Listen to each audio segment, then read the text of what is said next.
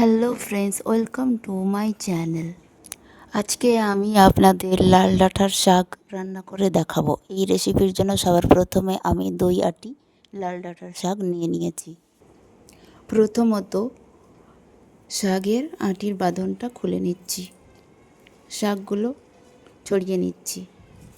এবারে শাকের আগাগুলো কেটে নিব।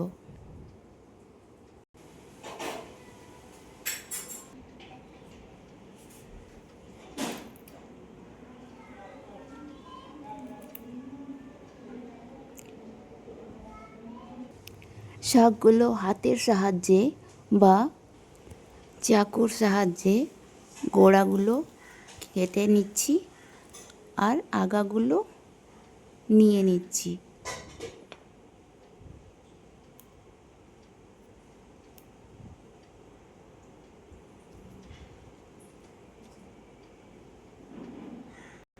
এইভাবেই সবগুলো শাক খুব সুন্দরভাবে গোড়া কেটে বেছে নিয়েছি এবং শাকের মধ্যে থাকা আবর্জনা বা ঘাস পাতাগুলো বেছে নিয়েছি। এখন শাকগুলো বটির সাহায্যে কেটে নিচ্ছি। বটির সাহায্যে শাকগুলো কুচি কুচি করে নিচ্ছি।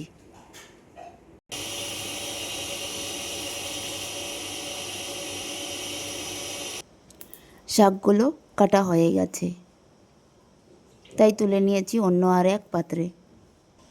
শাকের সঙ্গে সঙ্গে নিয়ে নিয়েছি একটা কচি বেগুন। বেগুনটা টুকরো টুকরো করে কেটে নিচ্ছি। বেগুনটা কেটে নিয়েছি।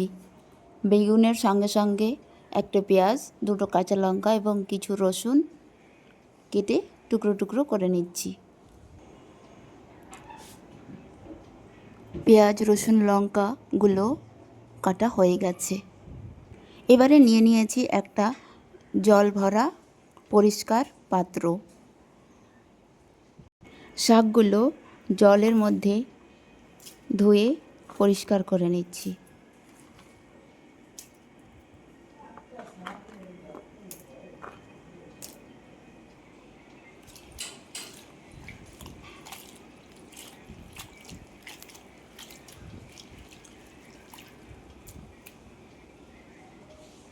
শাকগুলো জল থেকে তুলে ছেঁকে নিচ্ছি অন্য আর একটা পাত্রে।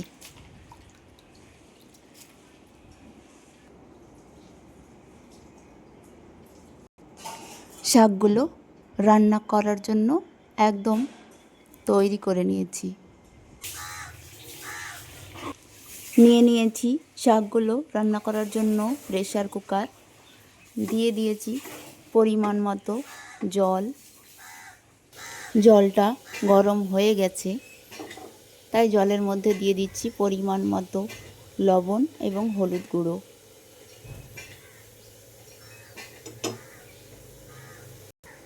আগে থেকে কেটে ধুয়ে পরিষ্কার করে রাখা শাক এবং বেগুনগুলো এখন প্রেসার কুকারের মধ্যে সেদ্ধ করার জন্য দিয়ে দিচ্ছি।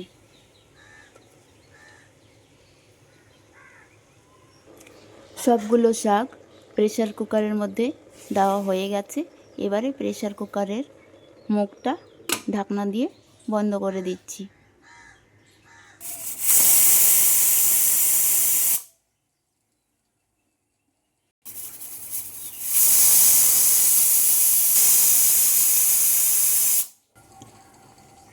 এইভাবেই প্রেসার কুকারে পরপর 3টে সিটি নিয়ে নিয়েছি। এবারে গ্যাসের আঁচটা বন্ধ করে দিয়েছি। প্রেসার কুকারের মধ্যে থাকা গরম গ্যাসটা সম্পূর্ণভাবে বের করে নিয়েছি। এবারে প্রেসারের মুখটা বা ঢাকনাটা খুলে দিচ্ছি।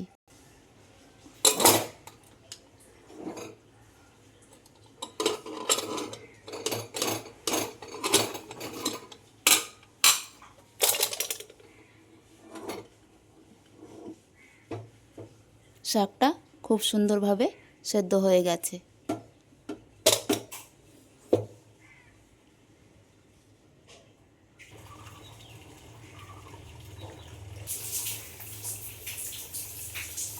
নিয়ে নিয়েছি একটা পরিষ্কার কড়াই,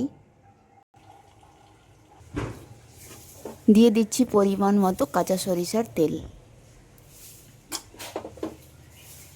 তেলটা গরম হয়ে গেছে, তাই আগে থেকে কেটে রাখা পেঁয়াজ, রসুন এবং লঙ্কা কুচিগুলো তেলের মধ্যে দিয়ে দিচ্ছি।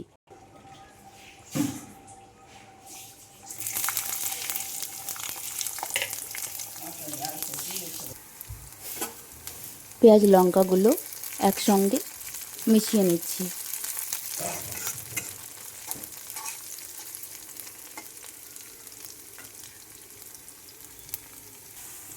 পেঁয়াজ লঙ্কাগুলো হালকা ব্রাউন হয়ে গেছে।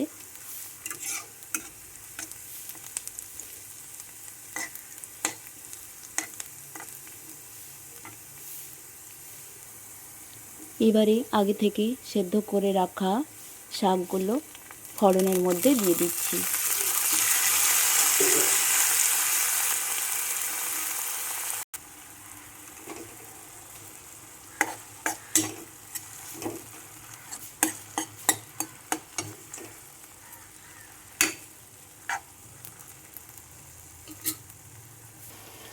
শাকগুলো ফোড়নের সঙ্গে খুব সুন্দরভাবে মিশিয়ে নিচ্ছি।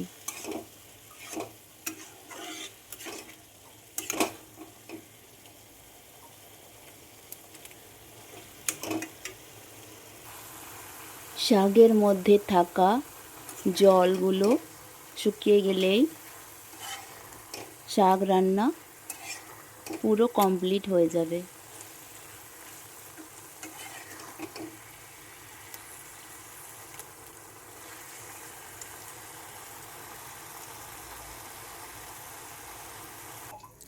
শাক ভাজাটা পারফেক্টলি তৈরি হয়ে গেছে।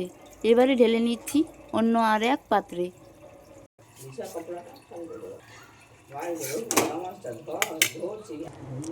শাক রান্নার রেসিপিটা যদি আপনাদের ভালো লেগে থাকে তাহলে আমার ভিডিওতে একটা লাইক দিয়ে চ্যানেলকে সাবস্ক্রাইব করে রাখুন।